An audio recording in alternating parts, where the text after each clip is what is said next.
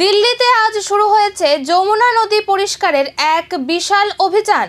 একসঙ্গে 28টি ঘাটে চলছে সাফাই। আর এই কর্মসূচিতে অংশ নিয়েছেন হাজার হাজার স্বেচ্ছাসেবী ও শত শত সংগঠন। এই উদ্যোগে উপস্থিত ছিলেন দিল্লির মুখ্যমন্ত্রী। দীর্ঘদিন ধরে দূষণের সমস্যায় জর্জরিত যমুনা নদীকে পরিষ্কার করতে আজ বড় উদ্যোগ নিয়েছে দিল্লি সরকার। রাজধানীর 28টি ঘাটে একযোগে শুরু হয়েছে এই সাফাই অভিযান।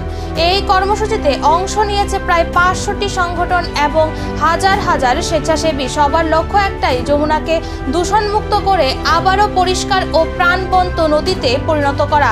অভিযানে উপস্থিত ছিলেন দিল্লির মুখ্যমন্ত্রী। তিনি সাধারণ মানুষকে যমুনা পরিষ্কার রাখার কাজে এগিয়ে আসার আহ্বান জানান এবং জানান এটি শুধু একদিনের কর্মসূচি নয়, বরং দীর্ঘমেয়াদী পরিচ্ছন্নতা অভিযানের অংশ। প্রশাসন ও সাধারণ মানুষের যৌথ উদ্যোগে শুরু হওয়া এই অভিযান কতটা সফল হবে সেটাই এখন দেখার। তবে যমুনাকে নতুন জীবন ফিরিয়ে দেওয়ার এই প্রচেষ্টা ইতিমধ্যেই সবার নজর কেড়েছে। এই অভিযানে কি সত্যি বদলে দেবে যমুনার চেহারা, নাকি আবারও থেকে যাবে শুধু প্রতিশ্রুতি? সেই উত্তর মিলবে আগামী দিনেই।